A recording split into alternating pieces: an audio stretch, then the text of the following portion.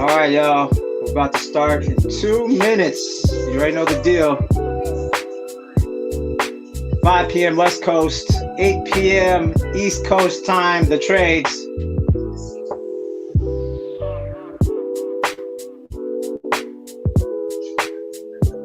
Let people know.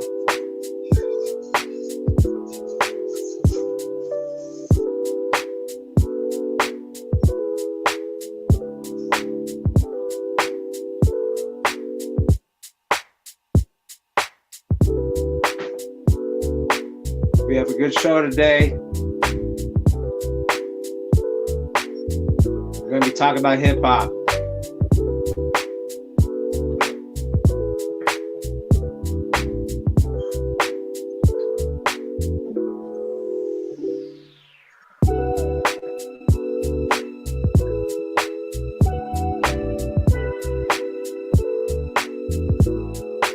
We're going to start the show in 1 minute, and there's the countdown.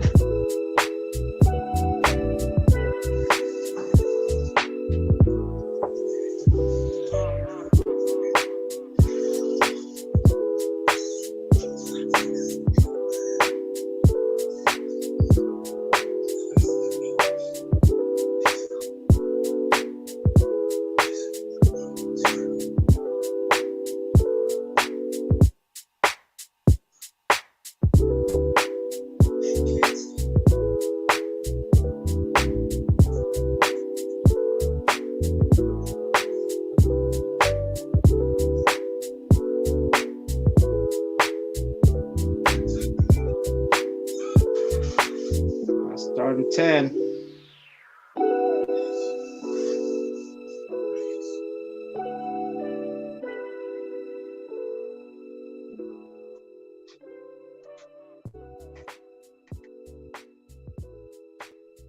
This video has been brought to you by Break Connect. Go to the website and register. Check out what they have to offer at breakconnect.com.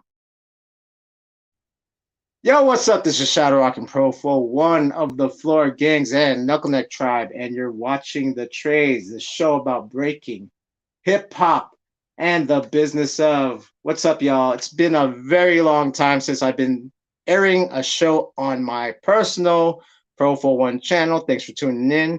I've been busy over there on the B-Boy Network doing B-Boy Network Reacts with Profo One. Last week, we actually reacted to the Red Bull BC1 USA Finals, and we covered the B-Girl Finals with B-Girl Pepsi and Kate, and then, of course, we covered the B-Boy Finals with Hijack and Mace, and boy, that was a good show. I'm glad you guys tuned in, and yeah, you guys, I shared a lot of game on there. I mean, I think Josh, who was the moderator, and shout out to B-Boy Network, he was saying, you guys are not reacting to too many videos. Well, yeah, because I'm sharing game to all you young people out there. So that's what that is, right? I do more of the reaction stuff and commentary on there. On here on the Profo One channel, I like to do interviews. That's my thing, right? Like on this one, I was like, I decided not that I won't react, but I'm gonna save this as an interview channel. Of course, like this show, The Trades, and the other one is the Hip Hop Dark Web. I have yet to come up with a guest that I could get that, you know, kind of is on the older side where I could get the panel, because I got more people on that panel.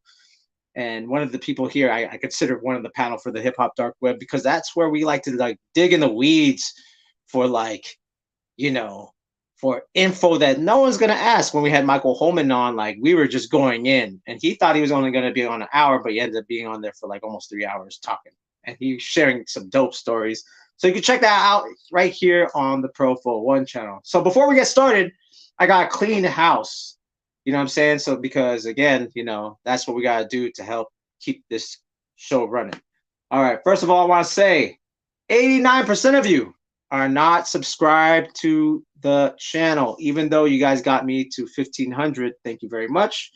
Maybe I'll do a 2,000 sub, you know, stream eventually if we get there. Like I said, I've been, like, every other week I'm here, and every other week I'm in B-Boy Network. But if you want to hear the dope interviews, not just like breaking, but hip hop, like I got Redmatic on here. I got Jeff Chang, writer of Can't Stop, Won't Stop. I got Breakbeat Lou. I got Shortcut, Rhythmatic, like I'm gonna put up the old stuff from like 2017, like the DJ Qbert interview, all in this channel. So the way you're gonna help out is please click the like, subscribe, and click the bell for notifications if you enjoy what I do over here. All right. So thank you very much for that. And of course, the sponsor, I haven't shouted out the sponsor in a long time. We got ZynWorld CBD. Now, CBD is from the cannabis plant, but it's not the THC, it's the CBD, the non-psychoactive element that has healing properties, such as it basically helps get rid of inflammation. So one of the products is ZynWorld Hemp Nano Drops, right? You put this in your drink, you put this in your water, your coffee, and basically it helps subside the inflammation. And if you're like me, 48-year-old B-boy, we get that a lot faster than all of y'all. So I take this and, after I do my workout. The other thing is, if you don't want to drink it, if you don't want to ingest it, there is a CBD topical, which acts like an icy hot, right? But the main ingredient is CBD. So you can get that healing and restoration from the inflammation and get that nice massage. You can basically go to the website, zynworld.com, put the promo code PROFOWON, PROFO1, and get 10% off. Because why not save money as you're healing your body? All right. Now, with that being said, okay, so I first met this guy, him and his boy Tech from Save the Hip Hop Culture, basically hit me up and they wanted to interview me. And I was like, whoa, wow. You know what I mean? This is like, I'm actually getting the attention of hip hop heads versus just breaking, because obviously, the channel is more breaking centric. I'm more in that side of things in hip hop. But, they asked some good questions. They want to know about the scene.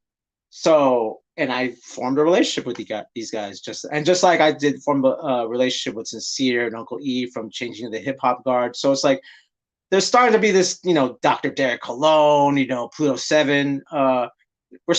This hip hop dark web is getting bigger and deeper.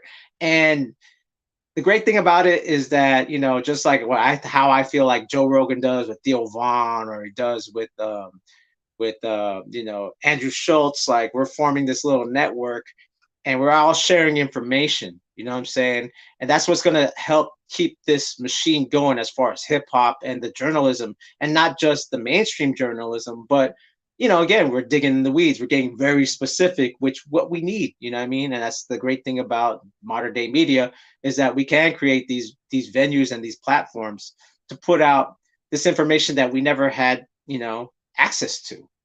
So hailing from Connecticut, we got my man carrying the culture. We got Tamal.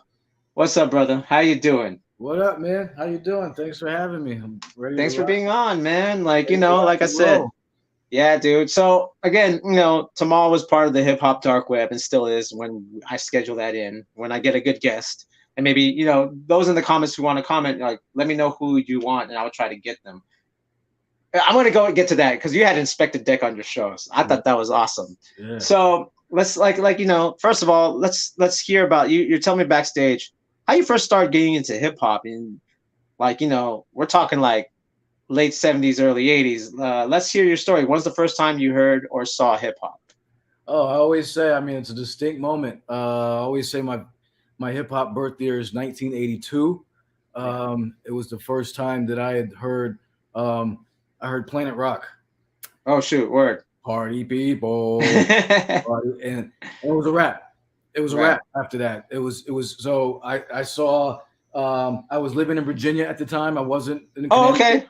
Okay. I was living in not Northern Virginia like DC. I was living in more of the sticks.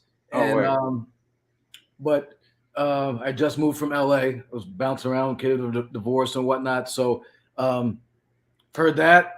And I had to hear more again. So this is 82. So like, it's not like it's just everywhere. So I heard that sound. And then I think I saw that video somewhere. I think my uncle had it. People were popping and stuff in that and everything. Yeah. I was like, what is this? I got to have more. And the next memory I really remember is like really '84. That was a pivotal year. Breaking came out. Yep. Michael Jackson was on top of the world. Everybody was walking. I had a sequin glove, and I dressed like him. I had a jacket, and I would practice. I would do whatever I would. So by this time, I'd gotten like posters and a book. I have an old book of like how to b-boy, how to break dance. It's got Todd Bridges in it, and word. Yeah, it's got Todd. It's got pictures of that. Billy Huffsey, yep, from Fame. Right. Yep. Yeah, and, this is a Planet Rock video. Yep. It's in my bookshelf, and so I had posters. It was a K-Tel poster, I think I put up. Oh shit! Yeah, K-Tel. Right? Yeah. So I was young, so I was just fiending for it, and for me, it was the dance. It was the dance first. It was b-boying first before anything. Right. I had to dance. I had to move like that. How did he do that? How did he go across the stage like that? The popping, all of that, everything. And so I'm just learning I'm doing it on my own. Just totally trying to figure it out on my own. Were you did you see Star Wars on PBS at all? No, not at that time. Oh wow. Okay. All right, word. It was Breaking and it was Beat Street. So no Wild Style, no Star Wars. Just no Wild Style and no Star Wars until a bit later. Word. Okay. Just based on being in where I was at the time.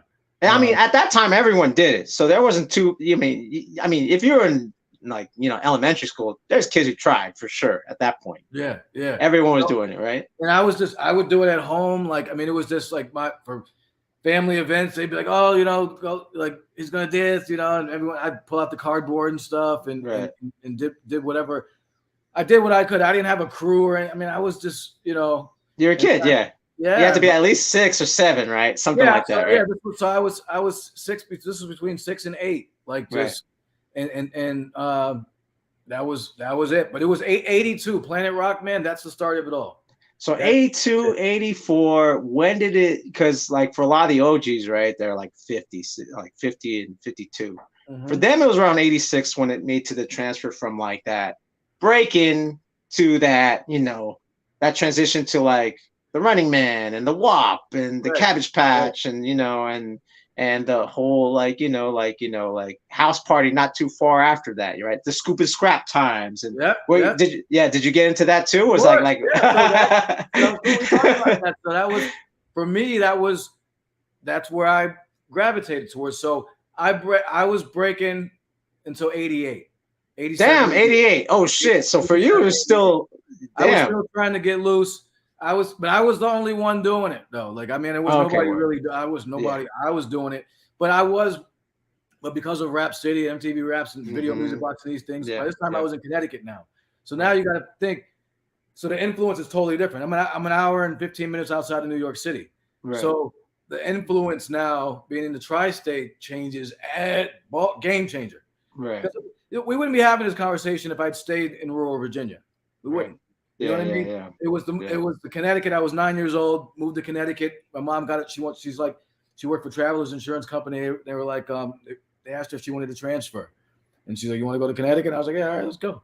And so we went up to Connecticut, just me and her. So but I was still doing, I was seeing more graffiti in the streets. I was seeing more like of the culture, people dressing it, wearing it, big, whatever it is. Yeah. Goggles. I saw people with goggles on. And yeah. I was 2 hours from Jersey and an hour and 15 minutes from Okay. Yeah. So that changes everything. So, but 88, 88 is when I kind of transitioned to the more freestyle stuff. Mob Top was a big influence. Elite Force, Stretch, Link, those guys. So that was more my style because my OGs were going to New York parties and coming back and dancing like that at our local clubs and stuff like that. And they were coming back and doing doing all the crazy shit, like that type of stuff. And they weren't b-boying. So right. That was so they were definitely going to like the Latin Quarter or something like that. And like, you know what I mean? Like, and that seems like that's a universal thing that like where everyone went, you know what I'm saying? Like that was the thing that was just like, okay, You know, that's where like all the all the Mop Top guys go. You know, Yeah, I'm sure all the IBM dancers went there. And you know what I exactly, mean? Like exactly, they're doing all that stuff, right? exactly. So that was that was for me. That was just a nobody was in my area. I mean, again, I wasn't in New York City, so Right, in my area, you know, I just and it was dope to me. It wasn't like I right. resisted. It was just, and I was like, damn. And then it felt, you know, really free. So I rocked with it. And then I got into house in '89. So Oh shoot. Oh, okay. So you're early, like, you know, when it started, like when the foundation of house dancing, quote unquote, house dancing came, you were there. I was Because it was there. basically the hip hop shit, but going to a house club doing the same shit to a different rhythm, right? I Like, was there, yeah. And the whole that whole houses. I love house as much as I love like hip hop. I mean, word. I rock. I mean, I would prefer to dance. I dance more to house than hip hop. I mean, I love house. I mean, Right. so and then I linked up. Well, they were older than me, but like started following around Step Fiends. Word. Okay, so that was like one of the questions why I was like, I need to talk to this. I gotta interview this fool because you mentioned a legendary battle, which was at the Rocksteady reunion, which was Step Fiends versus Rocksteady. Yeah, And I'm like, Tony Bones is my man. oh, word. Okay. There you go. There you go. That's my brother. So yeah. There you go. And so that So was like what? That was like 95 or was it I think it was like 96 or something. 96? Okay. Something like that. Okay. So you weren't even breaking at that point. Like you didn't come to, like, you just, the B-boy times were literally the 80s, like when it was like the break exploitation for me, era. yeah, for me. But then it was crazy when I got deep into the rave scene on the East Coast. I started seeing B-boys again. Yeah. Like, and it was like, oh, and it was dope to me. But at the same time, and we can talk about this, we did a video on musicality. I'm seeing dudes break off beat to techno music. Yeah.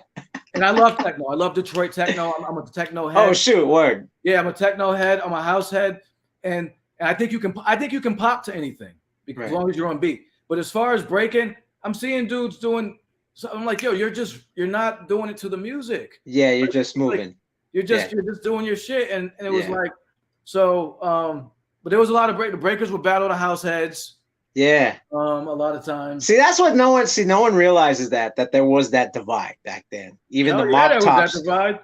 Big divide. And it's just like, you know, like, so like, you know, there's like, you know, like, shout out to Quickstep and Rockefeller, because I know Quickstep through the 80s to the 90s to the 2000s, he never stopped.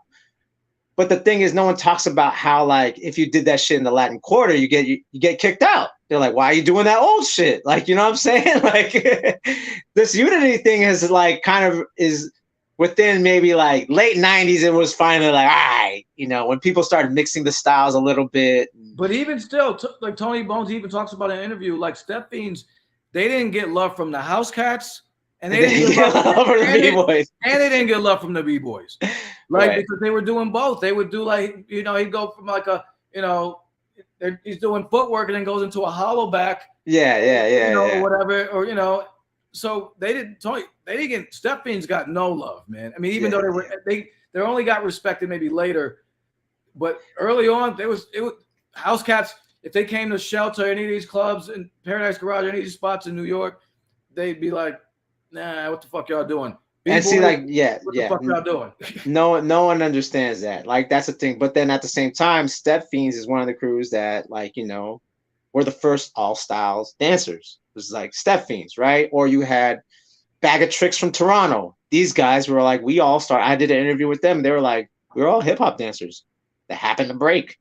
And then now, you know, B-Boy Remind from Style Elements was like a big, you know, like the style of, like, when Knuckle Neck Tribe is basically that. That's what Knuckle Neck Tribe was basically like Step Fiends, right? It was just like, but the time period was like 91, right? Like, but that's it. Like, but it was like kind of the same. It's like, it's just like with house dancing. It's hip hop dancers that went to, like, after that club was done, they go to the other club that's open later, and it's house music. So fucking you got to dance, right? And then Big up, Mikey Disco, Knuckle Neck Tribe.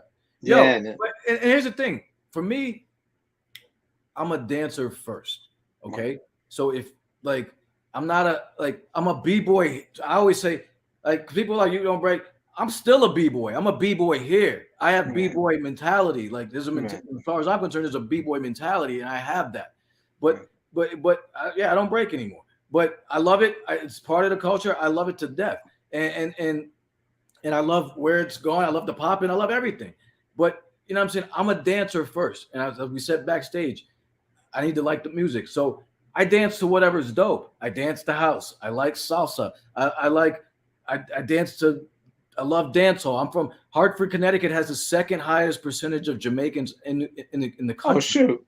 Yeah, it's big Jamaican. I mean, I grew up around dancehall. Like so, my daughters have Puerto Rican, so I, quinceañera parties, all that type of stuff. So I dance techno, house. If it's dope, it's dope. Like that's me and my man Gumby back in the day. This is club. This was called, what was this called? Damn. Lounge 215. So downstairs was the mainstream. It was a big room, mainstream shit. This was upstairs in the lounge. Our whole crew used to get loose. That's out in Philly. That's the background back there. Yeah. I figured that was Philly. Yeah, no doubt. So let's talk about that a little bit. Let's talk about you being in Philly, because I was surprised by that too when you interviewed Why Not. Yeah, so I came to Philly late. I mean, I moved out there 09. Now I was there until maybe like. I mean, I was out there maybe. Moved to Pittsburgh, so I'm in Pittsburgh now. 2015, okay. I'm here. Okay. Probably like 05, 06, like 06. Okay, did you ever go to the Gathering out there? I went to the Gathering. Yep. Yeah. That's why I was like, he was in Philly, because like honestly, I remember Why Not back in '98 when he was in Jersey, and I tell you, when he went to Philly, came back a different person.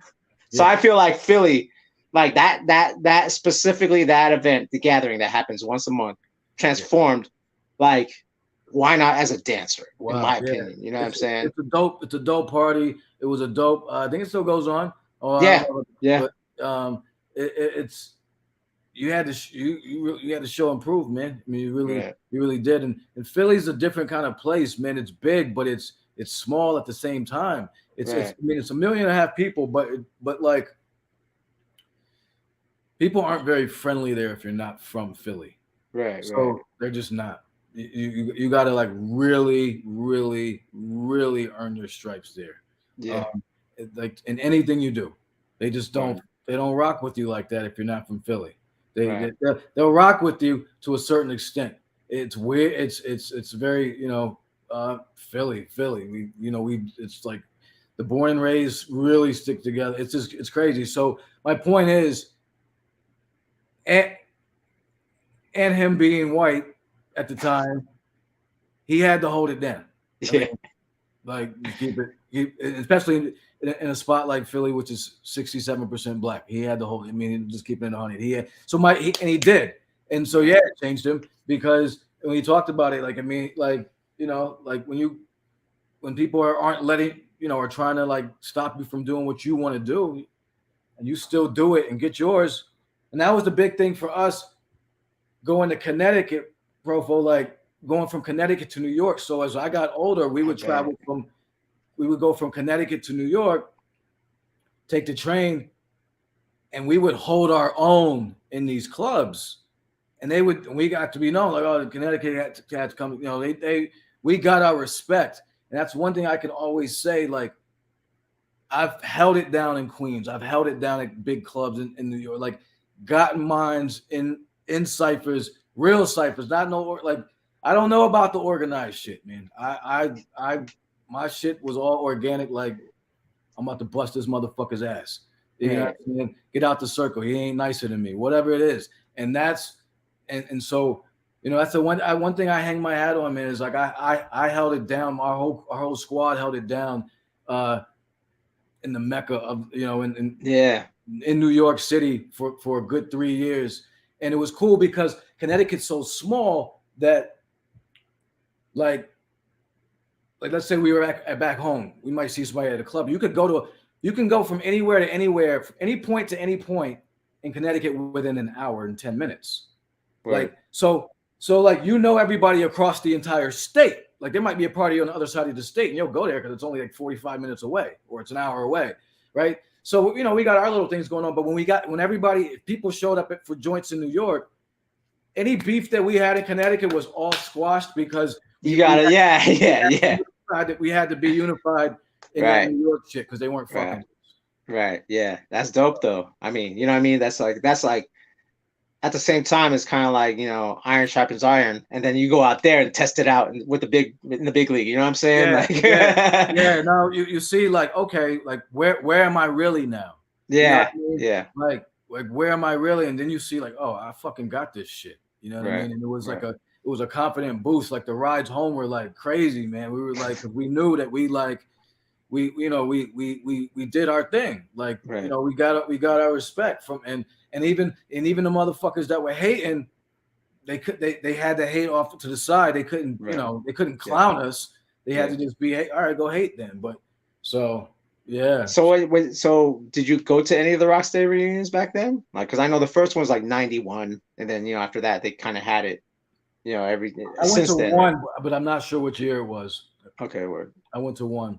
Was it before the competition era? It was still like ciphers. It's still like Rocksteady Park and just like, you know what I mean? Yeah. And that's why, like, my whole thing too is like why I wanted to talk to you about being in Connecticut, because I wanted to know, like, because we had a scene, like I said, I'm sure Mikey told you in 91, we already had a scene. Like, it was an established scene in America.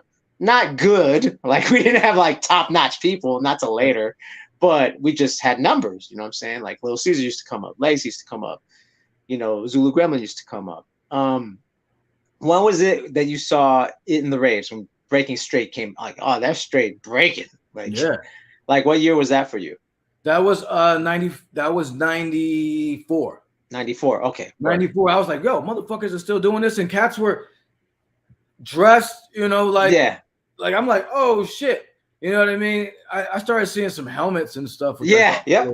That's we started that. We started. But I get it. I started, but it was 94 because that was my first rave, and that's when I was like, wow, cats are still, and it was dope to me at the time to see still see it going. That's dope. So within this dancing career, like obviously you're a big hip hop head. And here's the thing, and that's what I think I want the audience to know if you're like, you don't know. As we're talking about this, we're consuming the culture. We're consuming graffiti tapes. We're consuming, anything that was like considered dope. Your Mobb Deeps, your Woos, your High Rows, your Far Sides. And so within that, obviously, because you dance, obviously, of course, you're listening to house, but of course, you're consuming like the early 90s, like boom bap stuff. Yeah. So what made you want to like kind of like, I guess, work with that, like as far as being in journalists or documenting stuff or curating the music side of it? Oh, well, you made a good point, man. Like from the music, I want to just say this real quickly is that like I came into this as a b-boy and a graph writer first. Like the music, I'll be honest with you, the early hip hop rap music is kind of shitty to me. You mean the pre-sample era? I mean, just like the lyric, the nursery rhyme style of rhyming. I mean, I respect it for what it is, but I'm not putting on like anything from like 80, 83. I'm not going to name the artist, but you know what I'm talking about.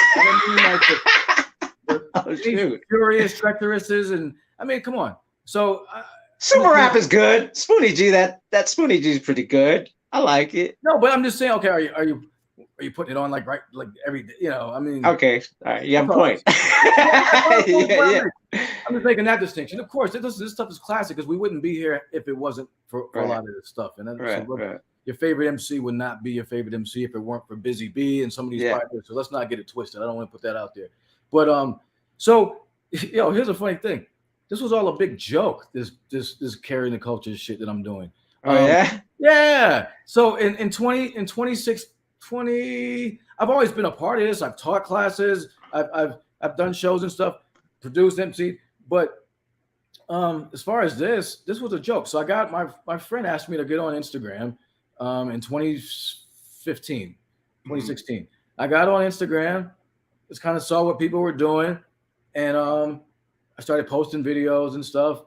And then I just started doing some videos I mean, I started I was posting like music videos. That's all, just old school shit. Okay. Stuff that you, page was growing kind of quickly. Right. Then I started posting videos, like just my opinions. Like I started making my own memes. I didn't know what a meme was. I was just like, oh, this is, this is what people do. They make these funny jokes out of like pictures. I was like, I get it. So I started making memes of like music and stuff. And I heard about Cardi B at the time. She started coming. Okay. And the trap music, the Lil Who, the Lil whatever, a little Fuck Diddy, and little shit and all these guys, they started coming out. They got really popular, and I was like, "What the fuck is this?" And I couldn't believe that this music was like had really taken over the airwaves and stuff. So I did a video like in my apartment with Cardi B. I was taking out the trash. Mm-hmm. And I had a bag of trash, and I went to the incinerator, and I was like, "Oh, I'm taking out this new Cardi B album," and I threw it. Oh, sure. And I did a few videos like that, and the page blew up, man. And I got like 10,000 followers and stuff, but I wasn't trying to do anything. Right. And it was like weird because people would send me music and stuff, and I'd be like, "I'm not an industry dude, man. Stop sending me shit. Like, why? What do you want?" I didn't even know what people wanted. I was like, "What do you want?" I was like, "What am I supposed to do? I don't have a show. I don't have anything." Right.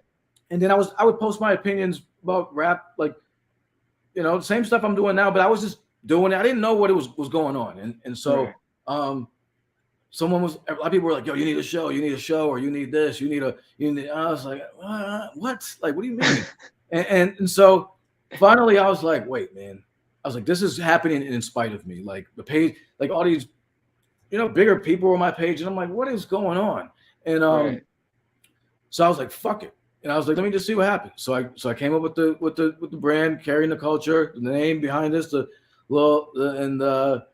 shield, and it was important that it be about the 4 elements because that's what I'm about. I was like, I'm gonna, whatever I do it has to involve all of this, because when we think of hip hop all the time, we always think of just rap music. Yep. And so I hate that. So I said, let me do it and see what happens. And so this was in late 2016. I started doing it, kind of branding things or whatever. I linked up with a radio station out in Staten Island called Rap FM. Became their director of marketing. I saw that. Yeah, and I kind of did a lot of stuff for them. I started working with MCs, and just it all just happened, man. People just started fucking with the page, rappers and stuff. They just became my friends. I started doing interviews and stuff, and I saw that. The interview thing just happened. It all just happened, and so I said, I got to run with this and see where it goes. So I was taking it seriously. I was doing both Carrying the Culture and Rap FM. Early 2020, I stopped Rap FM and focused on Carrying the Culture. So we have 130 shows and counting. Legendary Inspector Deck. Yeah, you had. I was like, what the heck is going on? You had Brother Jay on. I was like, oh shoot, from X Clan. Like, what the hell? Like, you know what I mean? King T. Dress from Black Sheep, Special Ed, Kwame, Shaheem, Percy P. I mean, legendary. We've been fortunate. So I've just been going with the flow, and I said I'm gonna go with it until the wheels fall off, man. And so we've been. It's doing well, and we got merch, and we got our YouTube channel. So all of our stuff's on our YouTube channel. So we have that. I'm sorry, I'm just plugging my shit out. Go for it, man. That's what it's here for. But I mean, like we do a lot. So we have the shows, and then we have a monthly show with Brother Jay from X Clan called Constant Elevation. Where we talk hip hop, but it's Brother Jay. So, and then we have a monthly show, which I'm really my baby is with A+ from Souls of Mischief. It's called Talking Crazy, and it's a monthly show on mental health. Is that on the Carrying the Culture? That's on our. Yep. That's okay. Word. Yep. Okay. So and that's just two friends just talking. That's dope. Real talk, just guilt, anger, frustration, forgiveness. What do you do when you like? How do you deal with it? Like just talking about it, man. So, right. And dope, so man. Yeah, so it's I didn't plan on it, man, and so that's how I know it needs to happen. But I've taken it seriously since then, and it's been my saving grace, because I was going through some stuff right when I started this, and it's given me a project to really sink my teeth into and really have a sense of purpose. And so because I take this shit very seriously, so I said, okay, well, this is what people want to see me rant about hip hop or whatever, and post, and do this and interview dope people. And yeah, and I've been able to interview Why Not and build with you and build with Trickster, LA Graph Head, and and just travel. And yeah, you had Rob Swift on there too, or was that Rob through? Swift? Yeah. Mr. Sinister did a live set for us on our show. Oh wow! Yeah, like it was one of the. Yeah, he did a live set. I still need Rob Swift on my show. I'm gonna hit him up eventually. You're next. Yeah, it'd be great to have him on. No, he's so it's I'm grateful, man. I mean, I don't know where it's gonna go. I mean, but I know what I'm doing is working, and for some people, I mean, some people hate my guts, but I mean, for me, it's working. For me, it's working, and so okay. Let's talk about that real quick. Let's get to the comedy. So I saw that one post, because you're like, oh, here's a funny thing. You don't just block someone on your Instagram. You'll pull a whole picture of them. You'll snap their picture, and then post it and say, I blocked this guy, and I thought that was funny. And then you had this post, like, guess how many that I blocked, and I was like, huh, I never thought, I didn't give a number. I didn't want to guess. I was just like, let me watch. And then I saw that, I was like, was it 260 people? No, so it was 228. 228. but it's about 260 now. Word. Okay. So, I mean, I saw your few posts like, I'm going to do this because it's my, and you know what? You're blind to everything what you're saying. It's like, this is my channel. I could say whatever I want. I could block whoever I want. It is what it is. I do understand that. Like, as far as for me, because like, I'm like recently, I was like super recently, like I've gotten a lot of, we're talking OGs, like, I'm like, hey, you know what? I'm just doing my thing. I'm doing the best I can, blah, blah, blah. And I'm very much a post and ghost guy. Yeah. Like, I won't respond. Like, just, I won't necessarily block you unless it's outrageous. Right. But I just won't respond. And usually that, like, and I mean, I'm sure some OGs are watching this show, like, you haven't had me on yet. I'm like, well, if you keep talking like that, you won't be on. Like, get your own show, right? And that's the whole thing, right? That's what you said in your post. Yo, I'm this dude, and this is my thing. So guess what? I'm gonna do what I want. Right. But so my curiosity is, it's just any comment they have, and you're just like, you're blocked, or is it just like an energy, or what is it like? What is it that gets into the fame part where you get to? Let me explain. Okay, yeah, please do. There's a whole thing, right? So when I first got on here, I would go back and forth with people. I would say something, and have the back and forth, but it wasn't very it wasn't productive. They get disturbed, I get disturbed, or whatever.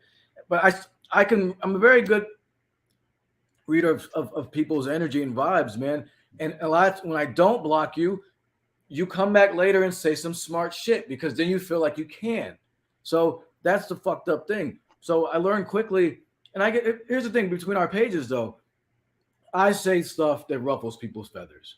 Like I'm not trying to, but it just does. And so people get bent out of shape. So I get the hate. I get death threats. I get on my kids. My really? Yeah. Just because you don't like Joe Button, like, kill you? No, my wife had to make her page private because she got people hitting her up. Yeah, man, talking about my grandson.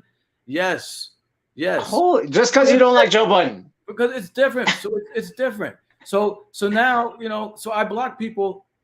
I block because it's like shoot first, ask questions later. Like if I think it's slick, it's slick. Sorry. And I always gonna say there's gonna be some friendly fire, some casualties of war here. You know what I'm saying? Like it is what it is. But like my sense of peace, I'm on here all the time. I'm on Instagram way too much. So I have to have some sense of peace. And so here's an example I'll give you though, because people are always like, how do you block people? But how about this? Let's look at this example. Let's say you're at home. You're in your home. And I use this on a video. You're in your home, and someone comes into your home. You see like a sign outside or something, and they just barge into your home.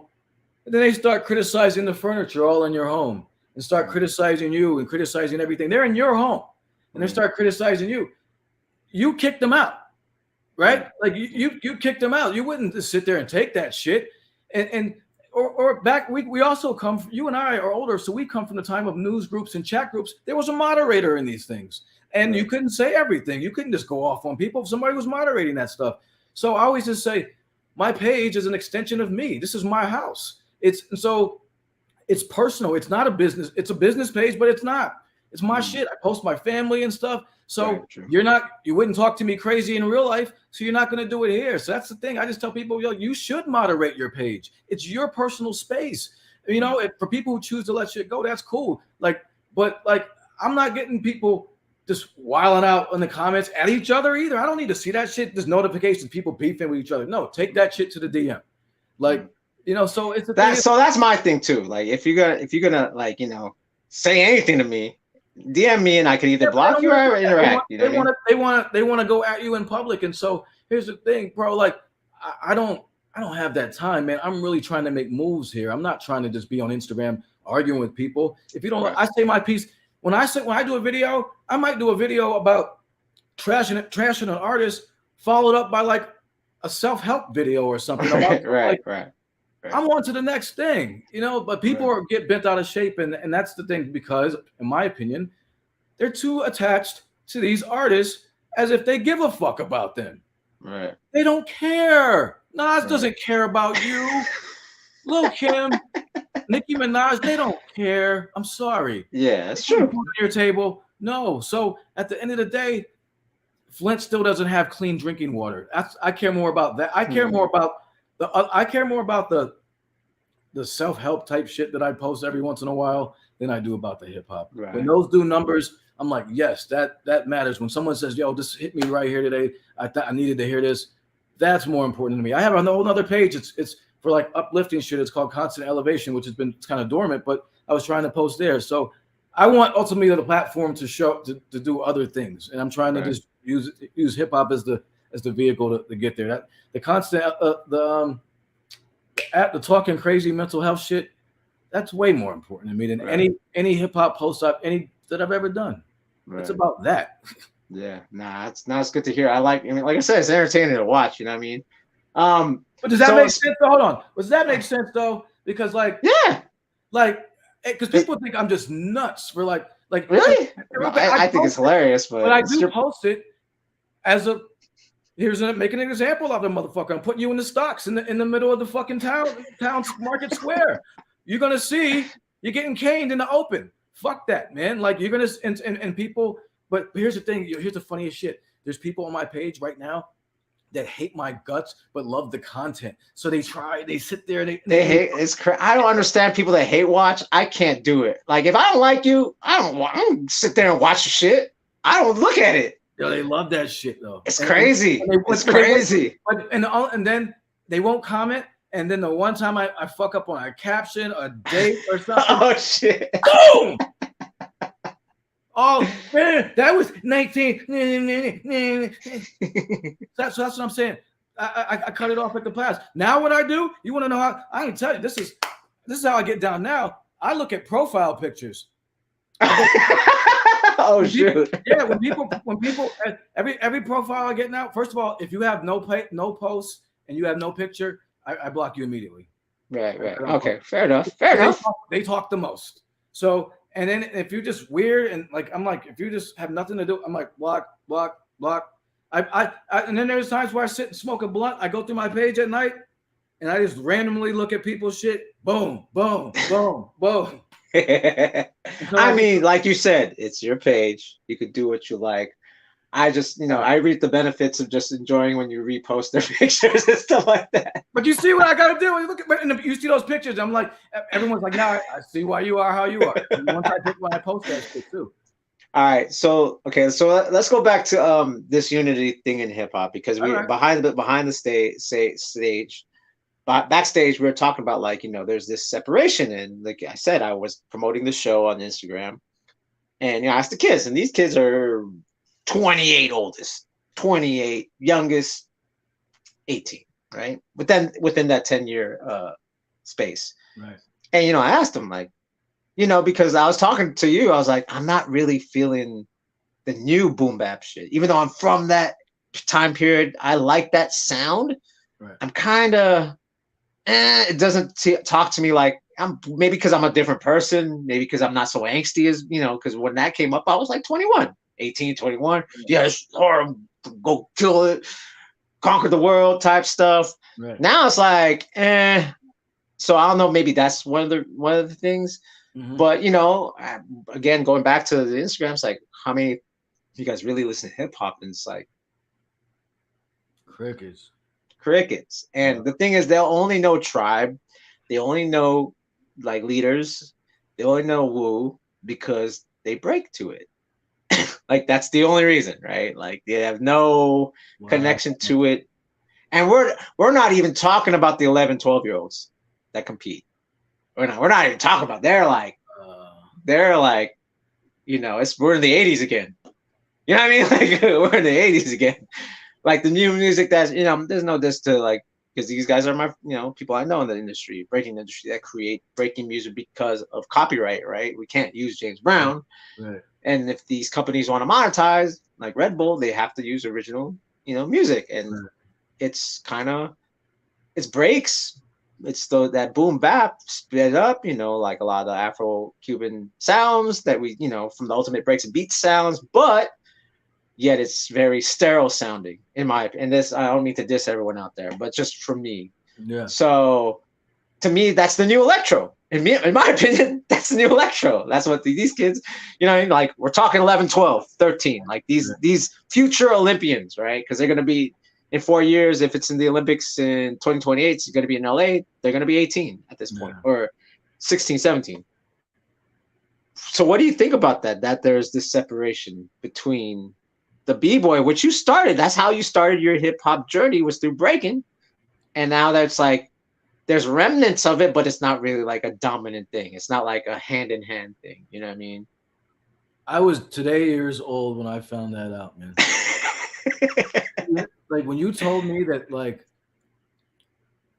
that I know some people that don't really, but it's like, to me, they go hand in hand. Like that was the essence of the culture at some point early. And so I made a very inaccurate assumption that people that are really heavily into b-boying, like going to competitions and stuff like hip hop. I doesn't make my head's still having a hard time with that, man. And what do I? Well, I mean, okay, let's get specific then, because when I say hip hop, right, like, and this is where I'm going to go to. What's your opinions on J. Cole, on a Kendrick, on a Jid? What's your opinions on them? Because that's what they're gonna. If there would be like, their argument to me will be, I love J. Cole, I love Kendrick, they got bars. I love Jid, I love Earth Gang, like. Huh. All right, let's go. This is what I was waiting for. I mean, so I only know of two people you can speak of. So I only know of J. Cole and Kendrick. Okay. I don't rock with them, but I don't rock with them, their music or anything. But I don't think they're trash. 5 years ago, if you would ask me that question, I did a rant about it. It was only because I was just sick of people telling me that they're the goats. I was like, oh, they're fucking trash. Oh, okay. They're not trash. I do like one song from Kendrick, to Pimp on the I think it's called High Power or some shit. It's on one of his first albums. Yeah, his first one, the Mad Cities joint. He had that. He had one with MC8 from Compton's Most Wanted. Oh, really? That one is like there's boom bap all over freaking it. You know what I mean? Kendrick can rhyme and J. Cole can rhyme.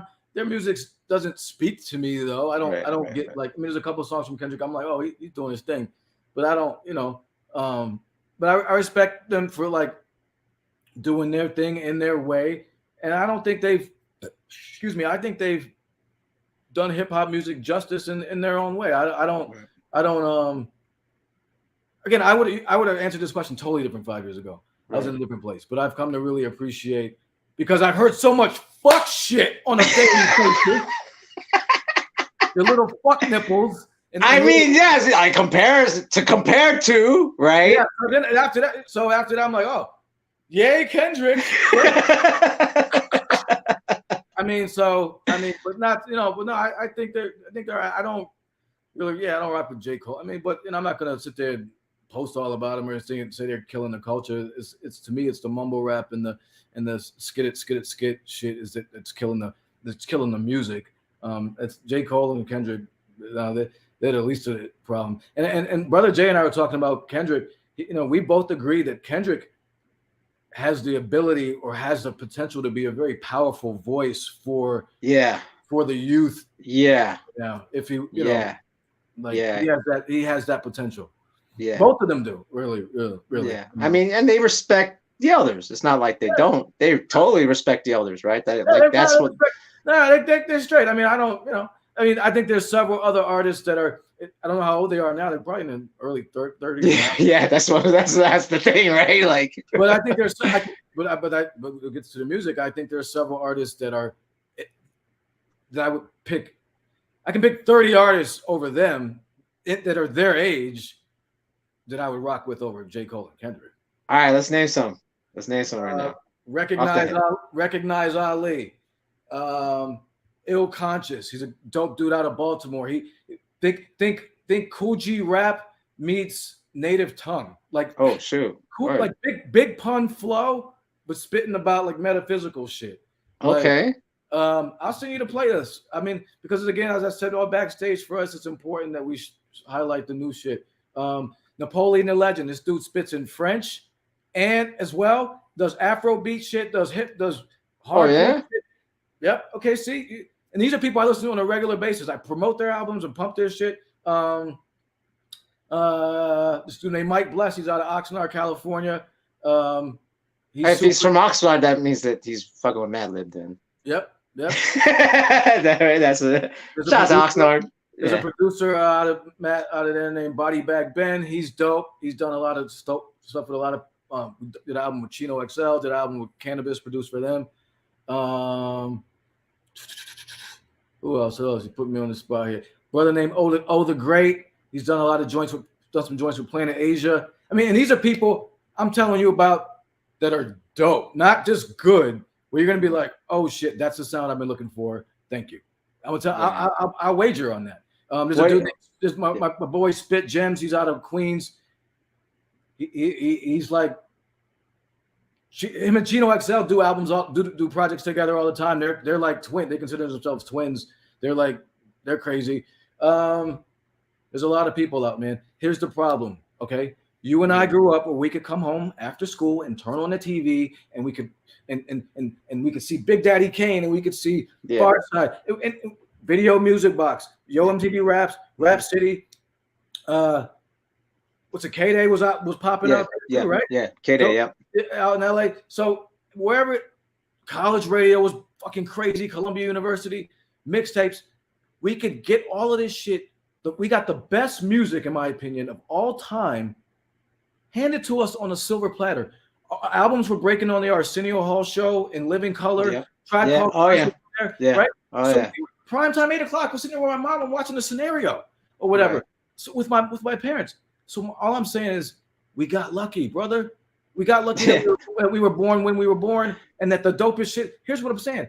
It could have been polka music. It just happens to be that hip hop came out of this shit at this time, and we were around to see it flourish and grow, and all of the elements grow and everything. But we could have been born 5 years ago. We'd have a different story. So I'm just saying, my point is we were spoon-fed so much good music that a lot of people our age don't know where to look. We don't know how to look because we didn't have to look. It was given to you. You knew what station, turn this on. And you knew what show, Mr. Magic, whatever show was going on out in the Bay Area, you knew it was coming on. Wake up show for us. Hit record. Yeah. We don't have that anymore. It's me. I'm an outlet. You got Save the Hip Hop Culture. You got East New York Radio. You got all this. And so I'm just saying you have to look. You got to be willing to look. And you got to be willing to dig through the rubble of the little Uzis and the little whatever. But it's out there. But now anybody can put an album out in 2 minutes, right? So What do you think about Alchemist working with Freddie Gibbs and the Larry Junes and all that type of stuff? Like he's damn, I hate it. I wish. Holy crap! I wish he wasn't going down that lane, man. Damn, that bad. Wow. I mean, I don't talk about it, but you're asking me. I mean, I'm surprised. But you still like his beats? Do you still like Alchemist beats? I think his beats have fallen off a little bit. Damn. I like his earlier stuff with Willie the Kid. I don't know if you're familiar with him. I like when Alchemist was more. little more gritty. I think he's a little too experimental now. I think he's been on the West Coast. Well, he's always from the West Coast, but I think he's been on. I think he's just really on some experimental. I don't know.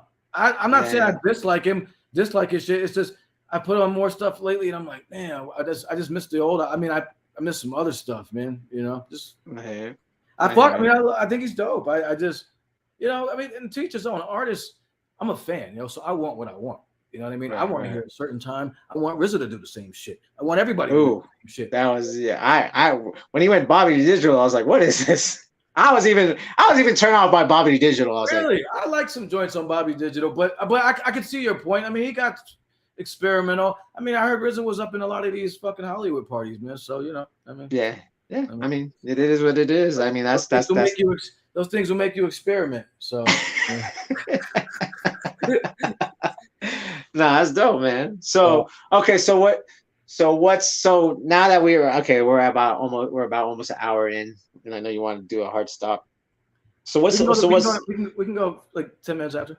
Okay, word. So all right, so okay, real quick then, because I heard this, and as you know, like I work with a lot, like with Pluto 7, I work a lot with Dr. Derek Colon. They're getting super specific on hip hop dates. Like, okay, this hip hop, this date, and we're getting very attuned to like exact moments versus like, oh, August 11th, 1520 Cedric that everyone knows.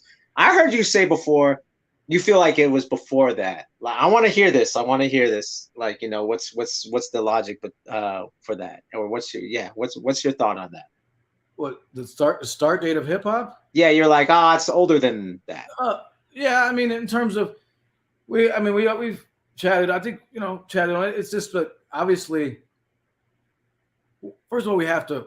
I get it. We want to have a start date. Okay, I get it. So you got to pick somewhere, but to make it seem like on that particular day the forces all came together and hip hop started, because that's kind of that's the impression that people give. It's not though, but you know what I mean? It's not. Like August 11th, there was no B-boys there. He didn't come up with the merry-go-round.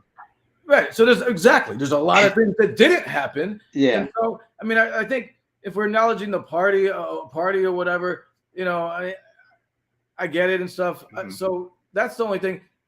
I think it was clearly the stuff was going on before and just like, it's never the first person who does something that gets discovered. It's always who gets. I mean, it's rarely the first person that does something. When in history, I mean, it's hardly ever. It's usually you find out later. Oh, so and so did it before. You always find it out. So I mean, I don't think it's anything here, and it's not the. I mean, Kool Herc, big part of this shit. I mean, it's just to just say that that's the start date or whatever. Yeah, that's kind of crazy to say that. It's kind of weird. But I will go on record for saying this, man. You know, you said people, you know, in a Pluto 7, a lot of people are concerned about the dates, and that's cool. For me personally, I don't care about that stuff as much. The dates, the actual dates. I'm more concerned about the culture itself, the values, preserving the values and principles. No biting. Do your own shit. Be original. Come up with your own moves, your own name, your own hand style. These types of things or whatever. OGs help the younger heads and bring them up. Like, I'm more concerned about those types of things. I'm more concerned about the 4 individual elements of hip hop operating as 4 silos rather than together again. Like, that's what I'm concerned about over like who did the first windmill, or whatever.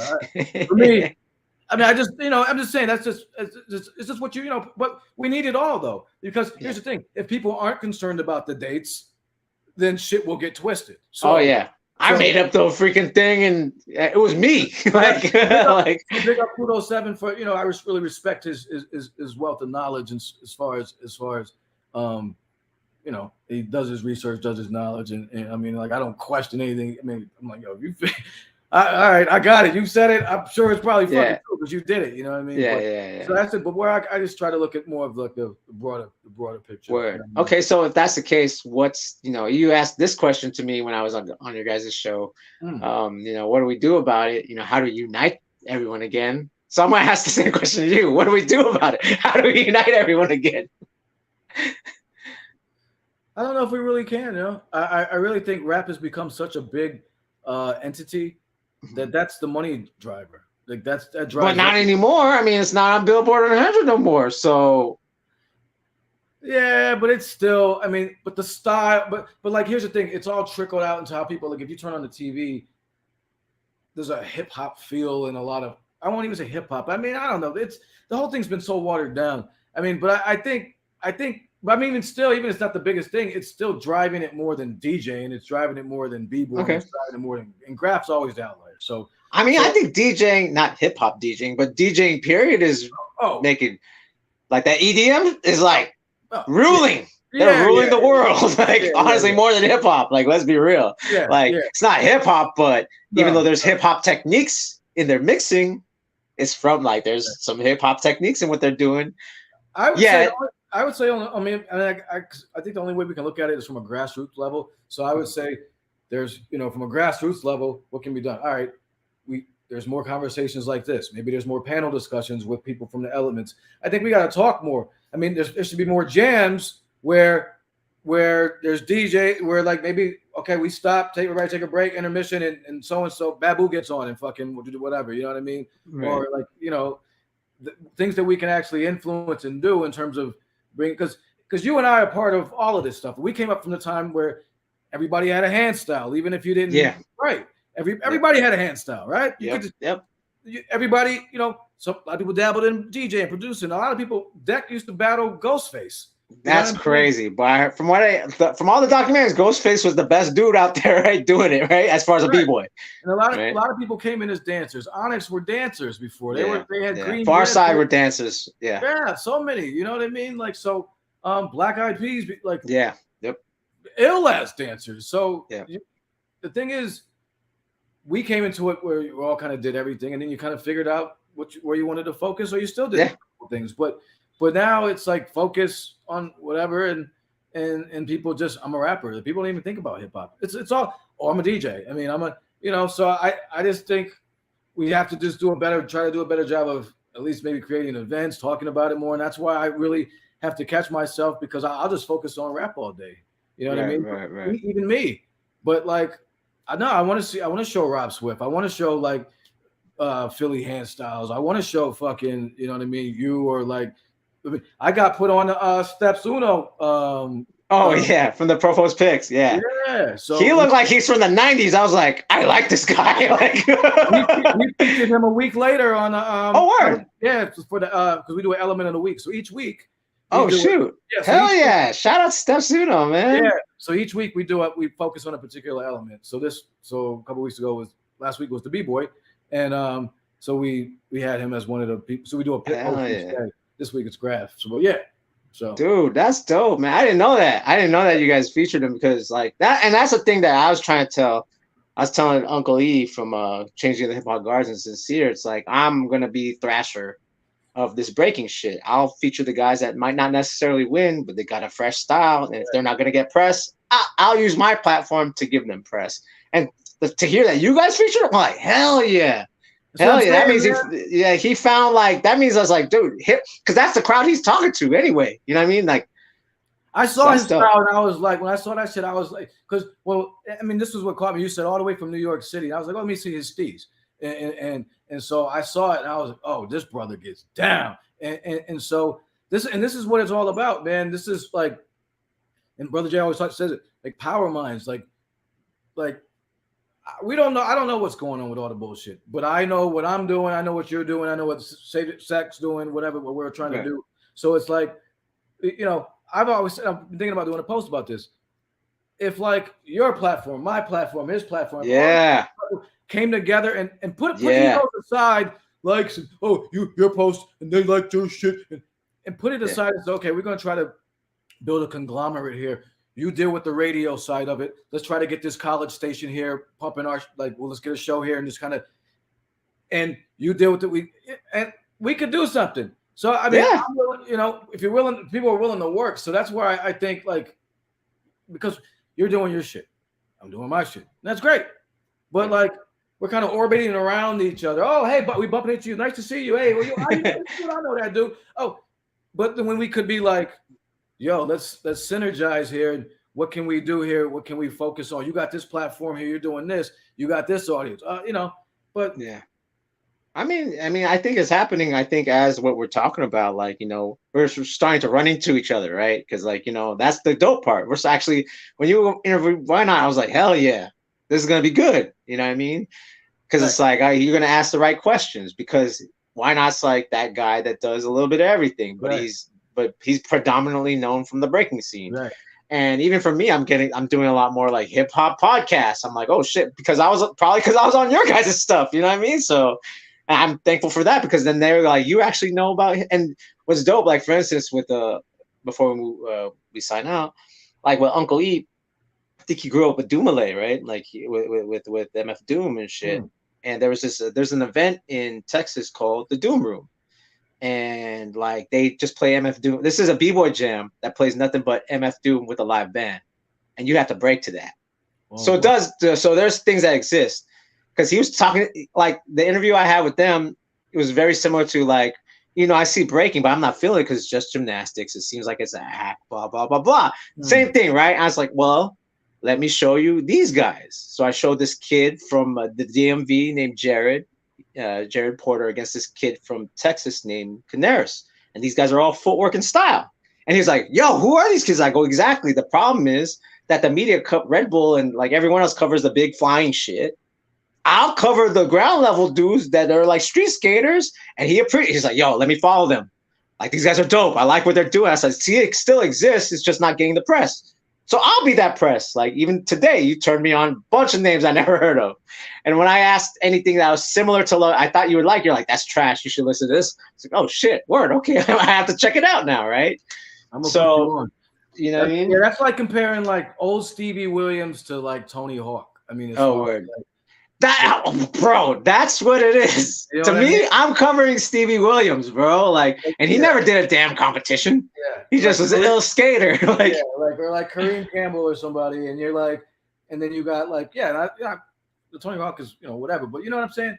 It's yeah, and that's what sucks, man. That's what sucks. But that's why we have a. But see, I'm grateful we have a voice. I'm grateful the technology's here where we can do our shit and we can speak up and we can and share it, because some people are hearing and some people are getting something out of it, man. And I always I'm gonna, as long as I can. I mean, might as well speak up because nobody else is gonna do it. You know what I mean? right. So I just, it's important now. For me now, it's important. It started out as a joke, but now it's important. Yeah. Because now you know that like you can curate this thing and people, and then you're finding like minds to kind of like give it energy and put the press out. Cavalry, it's like 300, man. And we all got the shield. Yeah. And you all got the shield, and nobody's fucking with you because you got everybody. All right, let's go.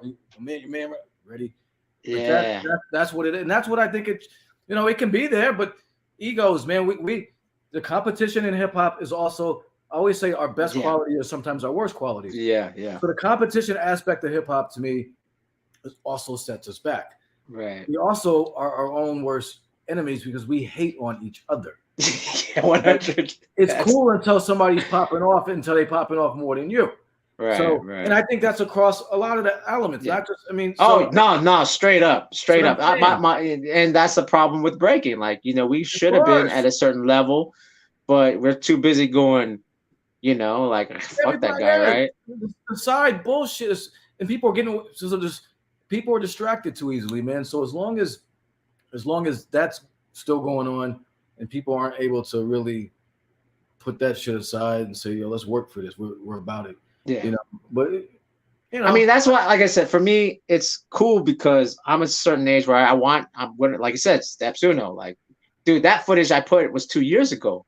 He doesn't put out footage a lot. So I'm like, and maybe there was some other footage and he didn't win a battle like last year. I was like, how did this guy not win? Like, I got to put him on. So this is what I'm saying. Like, now you know about him, and I'm not competing like that no more. I don't feel like, oh, you're a threat. I don't feel like anyone's a threat at this point to me. It's just I'm put people on because I can now. You know what I'm saying?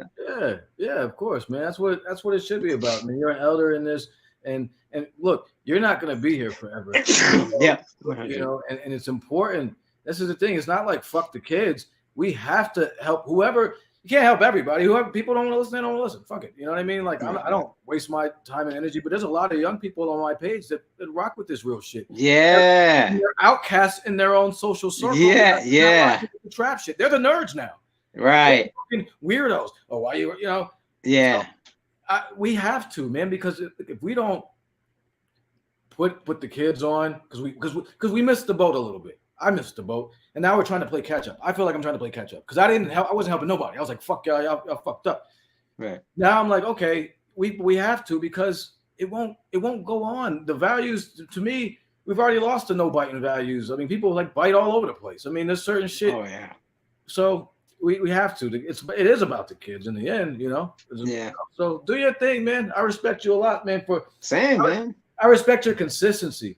Every time I see, like, that's what I'm gonna say this. That's what I value in your shit, is the consistency. Please don't, like, I mean, obviously life gets in the way sometimes with things, but like the consistency is what matters. Anybody can get on here and say something pertinent for a minute. You know, the broke clock is always right twice. You know what I'm saying?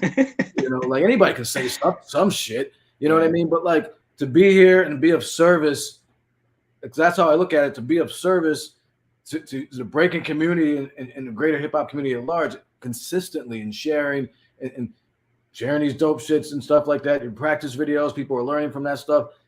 That's important. So cool. Thank you, man. And you know, like, as far as this show, like I said, because of this show, I got the other show on the other channel, on the B-Boy Network channel, and that's where I could do all the nerdy breaking, like, specifics and all that type of stuff. Right. But this is where I'm like building with people. This is where it's like I'm getting to know whoever the guest is. You know what I mean? And even though this might not get any views, to me it's good to document, because, you know, who knows? Like you said, like maybe we'll come up, like this is where we start doing this big conglomerate. Who knows? I don't know. But it's just dope, and it's dope for my audience to see your perspective too, right? Because now you just gamed them up on a bunch of artists we might have never heard of. You know what I'm saying? So I think that's important.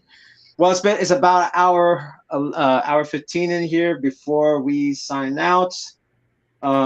This is where you can follow Tamal, Carrying the Culture. Is there any last words to the audience out there?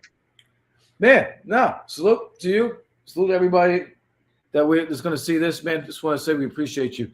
And real hip hop, man, for us. That is what it's about. All four elements, these four elements behind us over here, wherever my angle is.